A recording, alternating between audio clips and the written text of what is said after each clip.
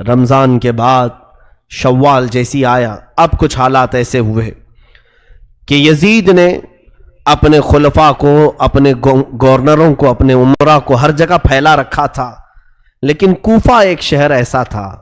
کوفہ کی تھوڑی سی تاریخ میں آپ کو بتا دوں۔ کوفہ یہ 16 ہجری میں حضرت عمر فاروق رضی اللہ تعالیٰ عنہ کی خلافت کے زمانے میں بسایا گیا تھا۔ شروع سے ہی یہاں پر حضرت علی کے چاہنے والوں کی کثرت تھی۔ مولا علی شیر خدا رضی اللہ تعالیٰ عنہ سے محبت کرنے والے بہت زیادہ تھے، اسی لیے حضرت علی نے بھی خلافت کو مدینے سے اٹھا کر کے کوفہ پہنچایا، اور حضرت علی کے زمانے میں دارالخلافہ، خلافت ہاؤس کوفہ میں ہی رہا۔ آپ کے انتقال کے بعد امام حسن رضی اللہ تعالیٰ عنہ بھی کافی دن کوفہ میں رہے، اور پھر آپ کو کوفہ والوں نے ہی زہر دے کر کے قتل کیا۔ حسن مجتبی رضی اللہ تعالیٰ عنہ کو، امام حسین کے بڑے بھائی، زہر دے کر کے ان کا قتل کیا گیا۔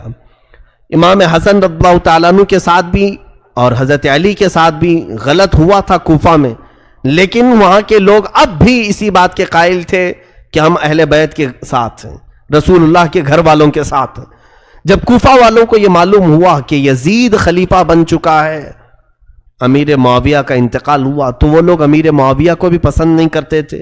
اب یزید بیٹھ گیا تو اور دشمنی میں جلنے لگے، کہا کہ ہم امیہ خاندان کو ہی نہیں پسند کرتے، خلافت کے حقدار تو علی کے گھر والے ہیں، حسین ابن علی کو چاہیے کہ وہ خلافت کا اعلان کرے، اپنے خلیفہ ہونے کا اعلان کرے۔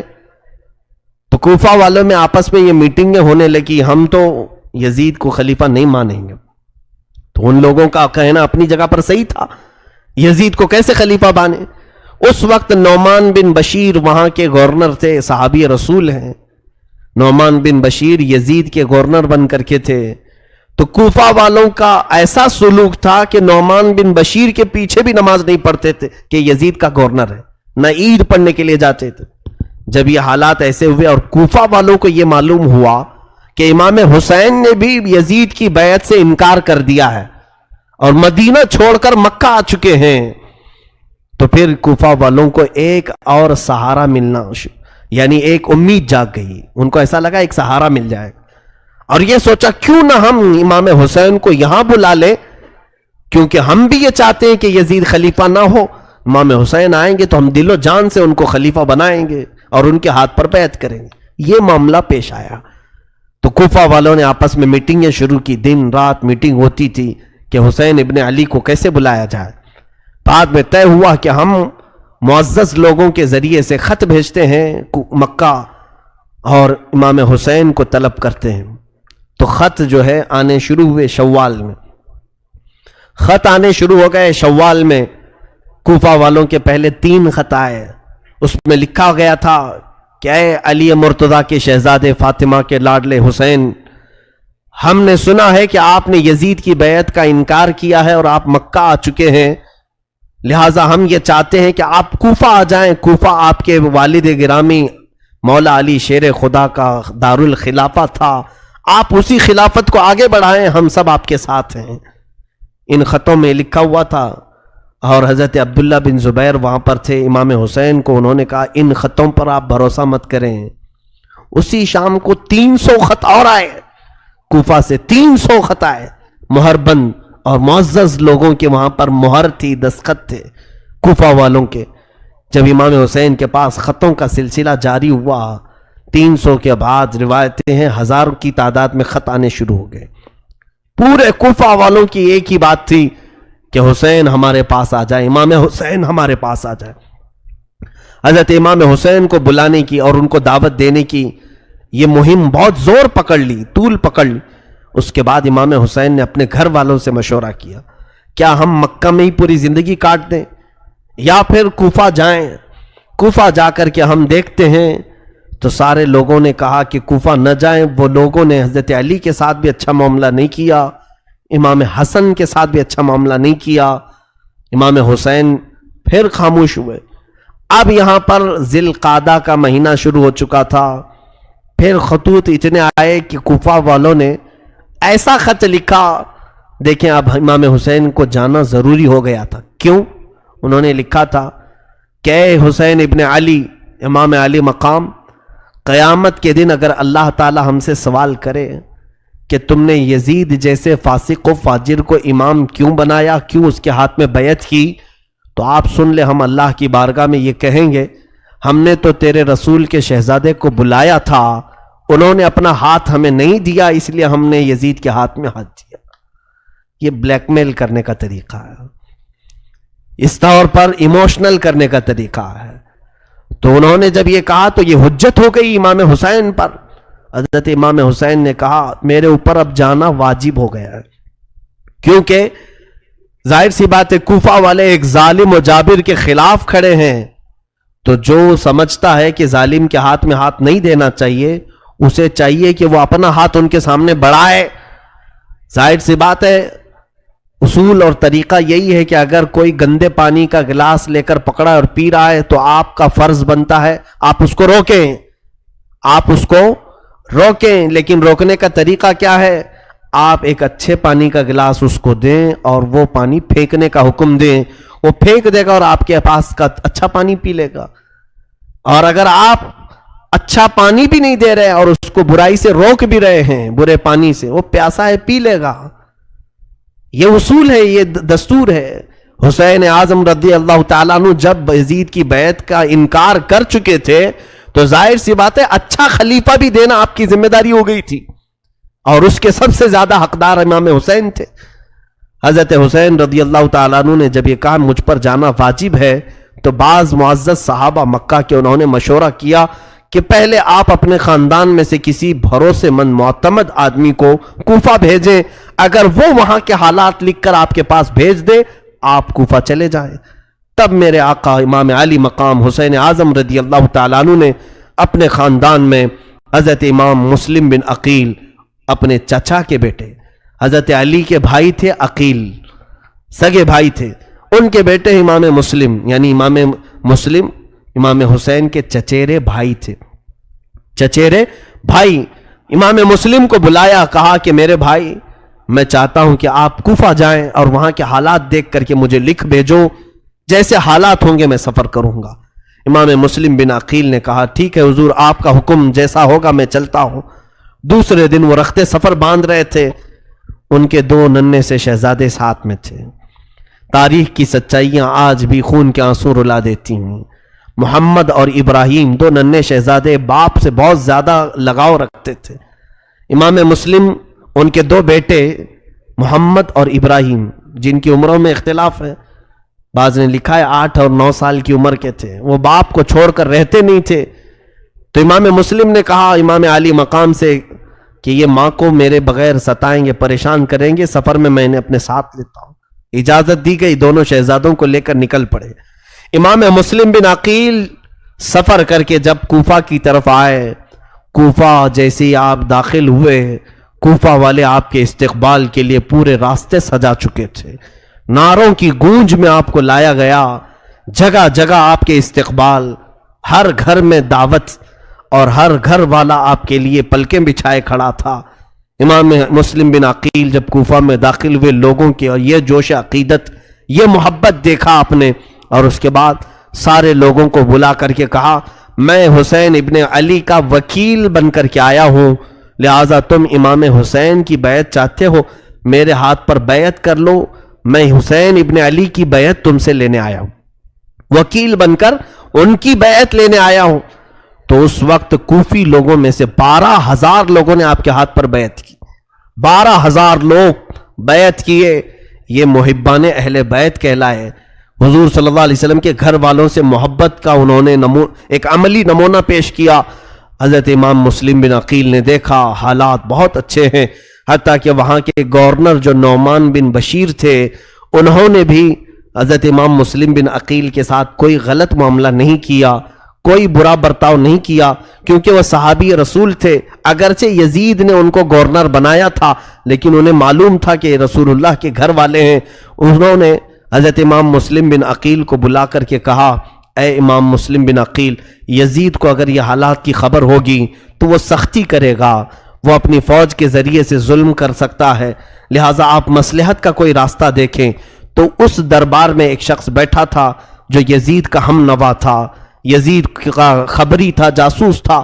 اس نے نعمان بن بشیر کے خلاف یزید کو خط لکھا، کہا تمہارا گورنر نااہل ہے، یہاں حسین کی طرف سے وکیل بن کر کے مسلم بن عقیل آئے ہیں، پورے کوفہ کا ماحول تمہارے خلاف گرم ہو چکا ہے، سارے لوگوں نے حسین کی بیعت کر لی۔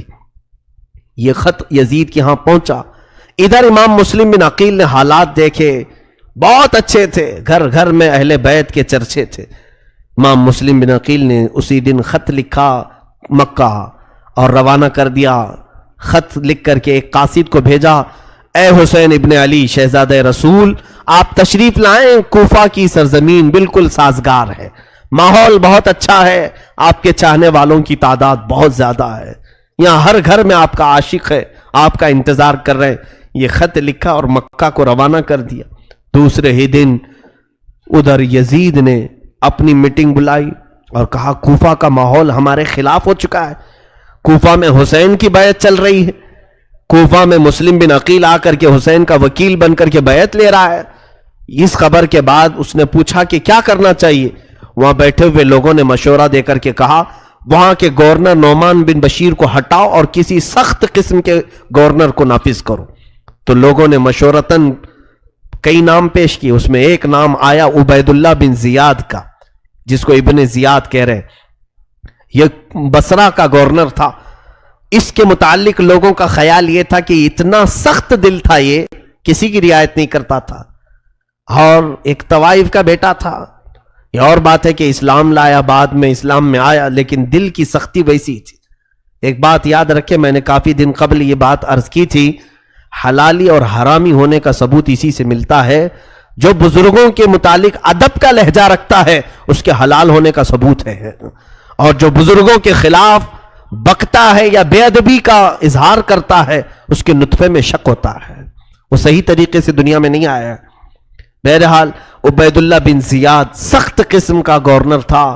یزید نے اسے پیغام بھیجا کہ تو بصرہ چھوڑ اور کوفہ کی گورنری لے، نعمان بن بشیر کو معزول کر اور تو وہاں کی گورنری کو سنبھال، اور مسلم بن عقیل کے ہاتھ میں جتنوں نے بیعت کیا اس ماحول کو پورا بدل ڈال، میری بیعت لے لے سب کے ساتھ۔ تو یہ عبید اللہ بن زیاد کو حالات معلوم ہو گئے کوفہ کے۔ یہ اپنے ساتھ 20-25 لوگوں کو لے کر بصرہ سے نکل کر کوفہ آیا۔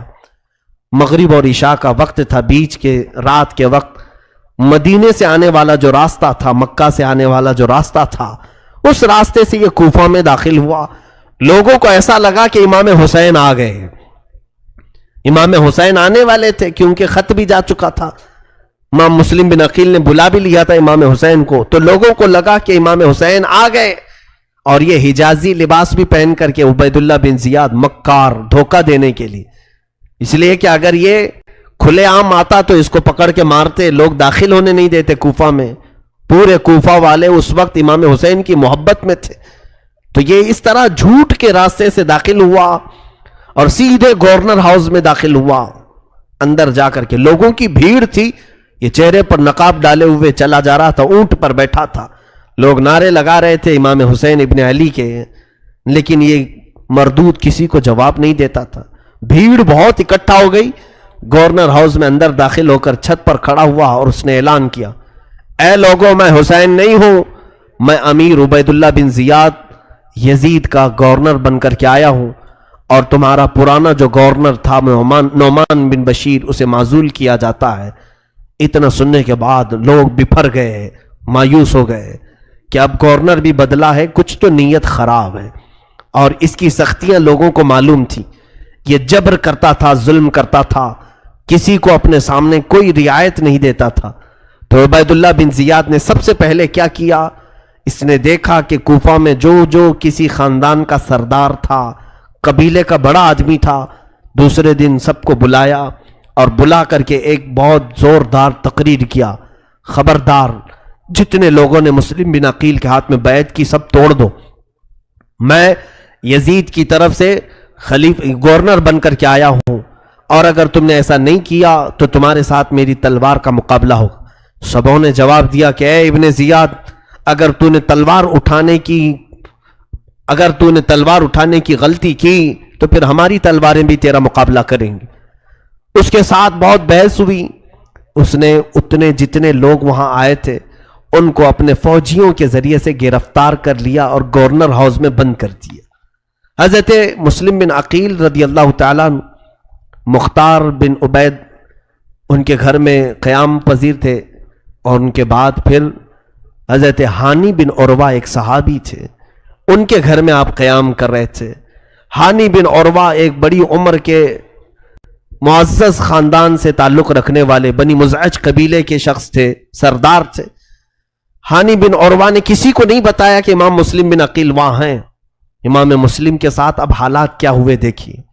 دوسرے دن امام مسلم بن عقیل نے پورے کوفہ والوں کو آواز دی، کہا کہ اے کوفہ والوں چلو اور گورنر ہاؤس کا گھیراؤ کرتے ہیں۔ اس وقت آپ کی آواز پر 30,000 لوگ جمع ہوئے، اور عبید اللہ بن زیاد گورنر ہاؤس میں ہے، پورا گورنر ہاؤس گھیراؤ کیا۔ امام مسلم بن عقیل اگر صرف ایک اعلان کرتے تو اینٹ سے اینٹ بجا دیتے، اسی دن اس کا خاتمہ ہوتا، لیکن یہ اہل بیت کا گھرانہ ہے، خون پسند نہیں کرتے، اور خاص طور پر مسلمانوں میں کیسے پسند کریں۔ امام مسلم بن عقیل نے سوچا کہ بات چیت سے معاملہ حل کروں۔ عبید اللہ بن زیاد کو پکارا اور کہا کہ اگر تو کوفہ والوں کے ساتھ سختی کرے گا تو ہم تیرے ساتھ سختی کریں گے۔